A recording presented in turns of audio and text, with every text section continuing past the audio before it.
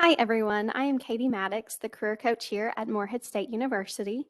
And I just wanted to take a few minutes today to talk to you about resumes and how you can create and develop the best resume possible that's going to set you apart from the crowd.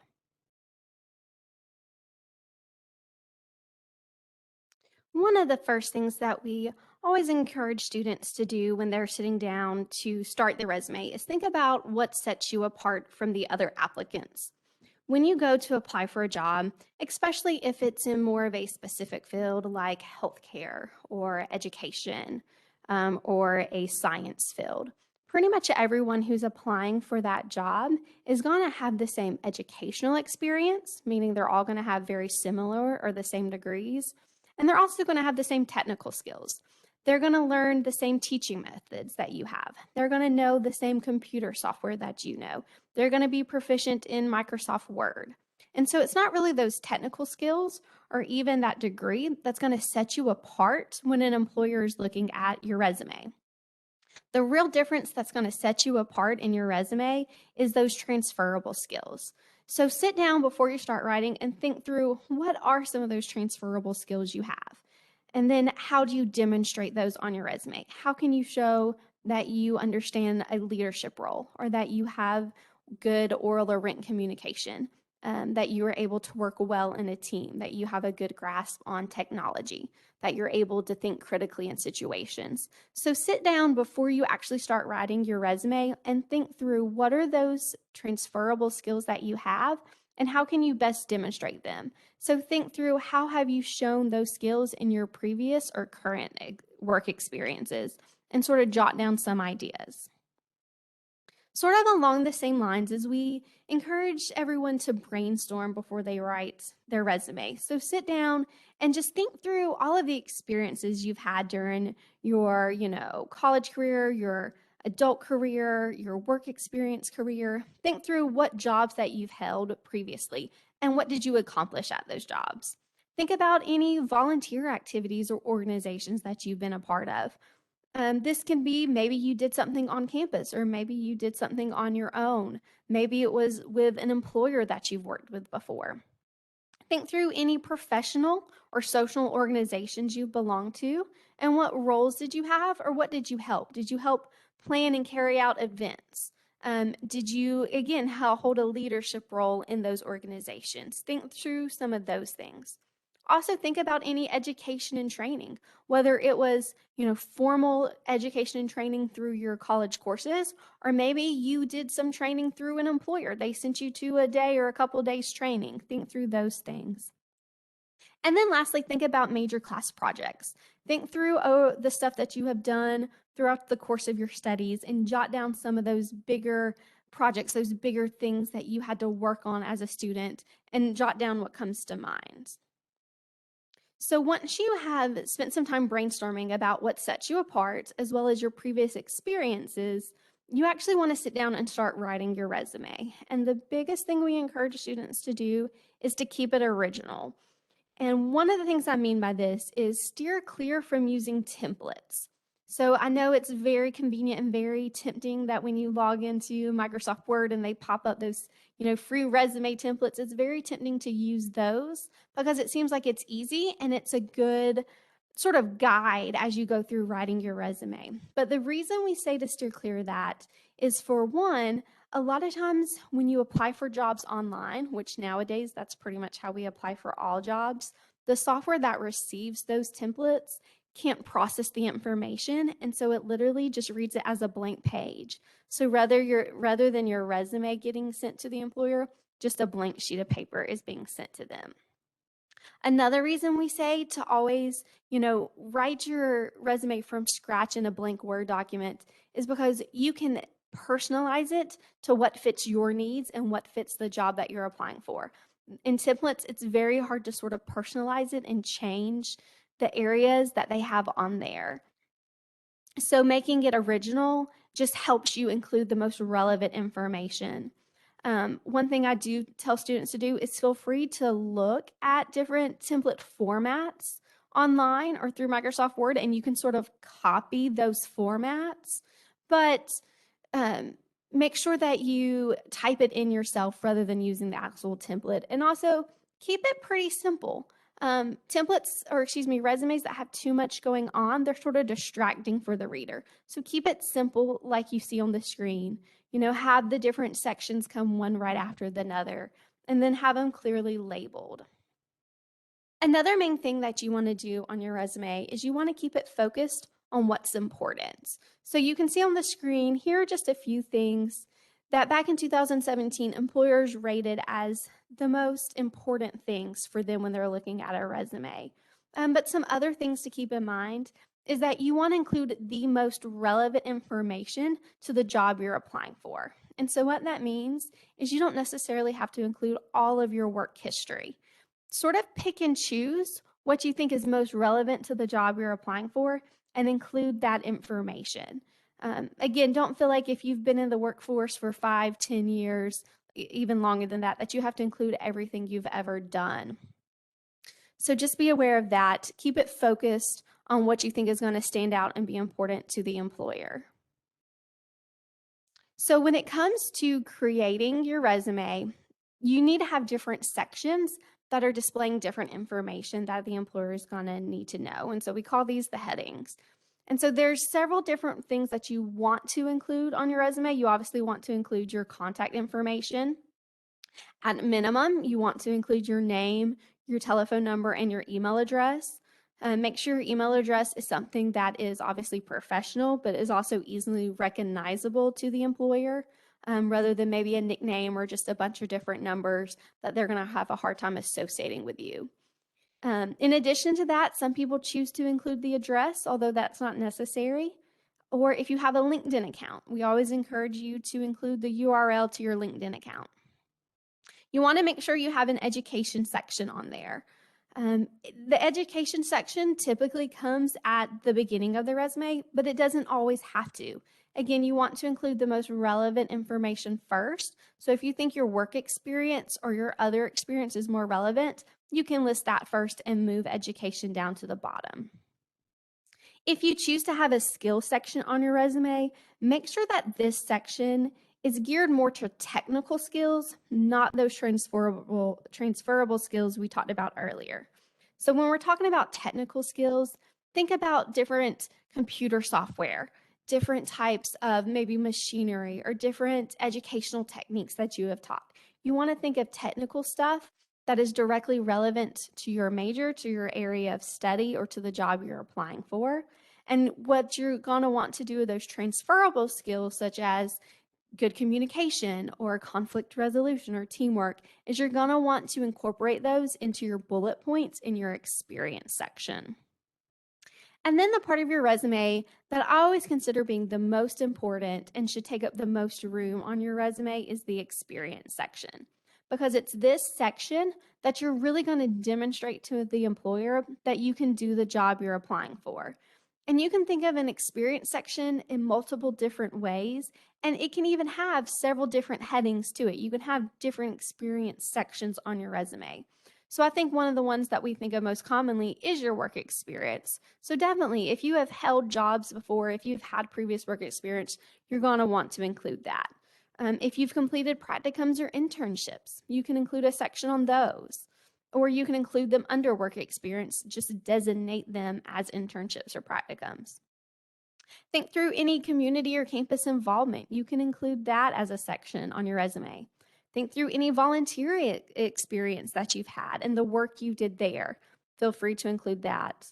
Also think through any leadership positions you've held. Again, whether it was something to do with an employer or whether it was something to do on campus. Think through those times that you've held those positions and feel free to include those as well.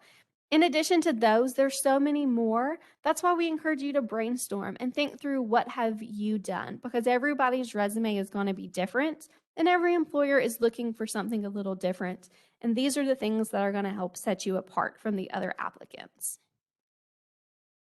So when it comes to your education section, there's a few different ways that you can format it on your resume. At the top of the screen, you'll just see a very basic one. And this is the basic information that you should include in your education section. So you want to include the university name and the location. You want to include not only your degree, but what it was in. What was that major that you had it in?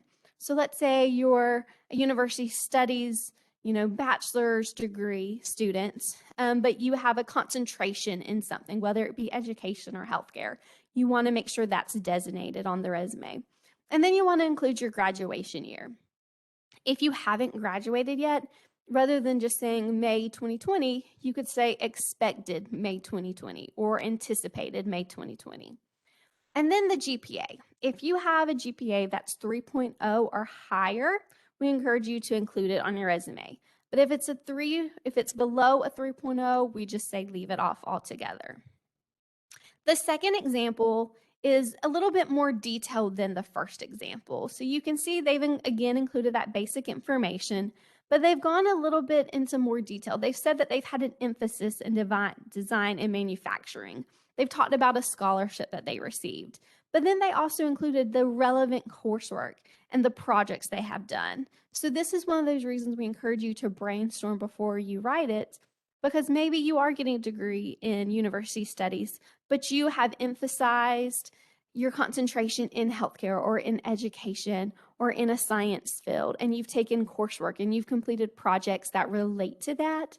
Feel free to include that in your education section as well to show a little bit more specialization to your employer. So again, the next section is the work history section. And again, this can be comprised of all those different elements we talked about before. But in your work history section, this is an example of how you want to format it. So you want to make sure you include the employer's name. And you also want to make sure you include what your particular position was. You want to include the location where the job was at, as well as the date range that you performed that position. On your resume, you always want to list everything in reverse chronological order, meaning you want to list the most recent experience first and then work your way backwards. This example that you'll see on your screen, this is a great example to show that they had a promotion at this particular job. You'll see at the bottom, they have sales associate, and they have the date from May 2015 to May 2016. But then above it, under the same employer, they have listed lead sales associate, and then they have the updated dates. So this lets an employer looking at their resume know that they were at the same company, but they had a promotion while they were there. So this is a great way to demonstrate that on your resume. These examples are also good because you notice that there's numbers included with it. So they've quantified it as much as you can. So anytime that you can include numbers to quantify your work, always do that because that really stands out. They also show accomplishments through what they did. So they exceeded their sales goals with over 100 credit applications.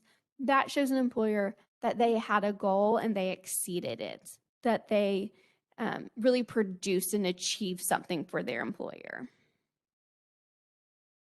So when you go to write your bullet points, we encourage students to use what's known as the ACE method. And ACE stands for action, challenge, and end results. And this is just a good way to help you know how to construct and format those bullet points that will show accomplishments and achievements to the reader who is looking over your resume. So the action, you're going to discuss, how you actively addressed a challenge, a concern, or a responsibility. What did you actually do in that situation? The challenge is you're identifying the above, challenge that you addressed. What was going on? What had to be resolved? What had to be accomplished? And then the end result, you want to show what was the outcome? What did you achieve? How did it benefit your employer or your workplace? Or how did it increase sales? Or how did it encourage repeat business from customers? So as you're going through formatting your bullet points, think of this ACE method. So here's an example of the ACE method, and we encourage you to write in resume language. So oftentimes what we see on resumes is a bullet point like what you see in yellow, customer service experience. But that's not very descriptive to an employer. Pretty much everyone could put that on their resume and have it be true and accurate. So you want to, again, think through that action, the challenge, and the end result and be descriptive as possible. So you could take customer service experience and you could turn it into something like assisted 75 customers daily in troubleshooting technical issues with their Android devices. That's way more informative to a potential employer. Plus, they were able to quantify their work in that example. Another example is taught customers unfamiliar with iOS and Android systems basic operating procedures. Again, that's just taking it a step further, that it's showing what did you actually do? What type of customer service did you provide and how did you provide it? So even though you didn't necessarily use the words customer service, that is coming across through to the employer in the description and in the detail that you have included. Another example is assist engineers with projects. So again, that is a very common type of bullet point that we would find on a resume. But again, it's not very descriptive. It's not very informative. So think through, how could you go into more detail? So some examples are redesign bearing to better meet customer specifications, reducing rejected parts by 10%. So you can see here that they went through and they used the action, the challenge, and the end result. So the action was they redesigned something. The challenge was to meet customer specifications. And then the outcome was they reduced the rejected parts by 10%. Again, they also quantified that bullet point. And then the second example, estimated cost of multi-billion-dollar construction projects with a 5% variance. Again, this is a great example of ACE in action. So the action is they estimated the cost. The challenge was the multi-million-dollar construction projects. And then the end results was a 5% variance. So the next section that often comes on a resume after experience is any activities that you've been involved in. And again, this can run the gamut from leadership positions, volunteer activities, things that you have maybe done within your employer that weren't part of your regular job responsibilities. So this is sort of the format that you want to use. And you can see that it's very similar to how you're going to format your work experience section, because you need to treat this just as important as the work experience if it's applicable to the job you're applying for. So again, you want to include what was the name of the group or the organization that you were a part of. You want to include what was your role within that? What were the dates that you held that position or that you were a part of that organization? And where was it located at? And then you can see in this example that they held 2 leadership roles within this organization. They were the vice president and the secretary. And so again, they included a bullet point to describe what that role entailed. Because again, think of this as great experience that's going to benefit your employer. So you want to make sure you include details to let them know that your leadership can be transferred from one organization to another. So let's just recap a little bit about creating the best resume possible.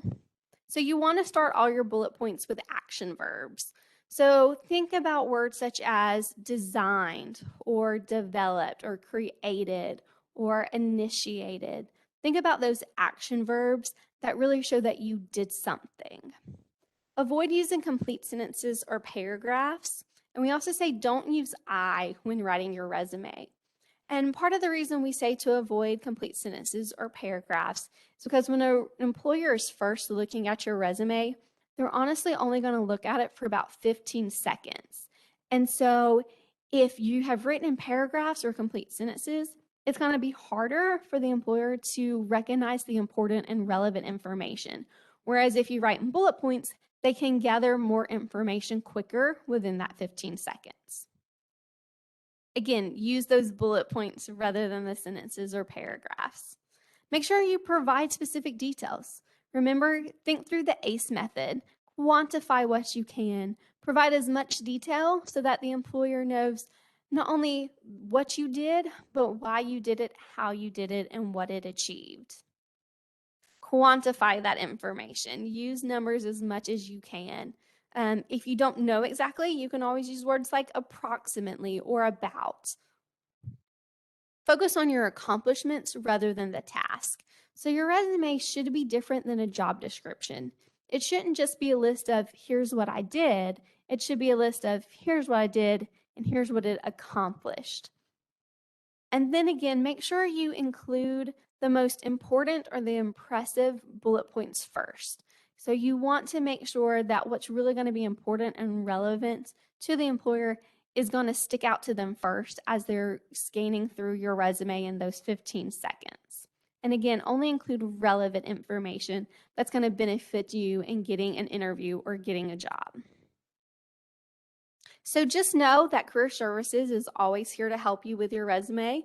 We're happy to help you start a resume from scratch, or we're also happy to give feedback on a resume that you have already started. You can always email your resume to us at careerservices@moorheadstate.edu. This service is available to students as well as alumni. Every semester, we hold a resume lab and a resume blitz. The resume lab is just a time you can come in person.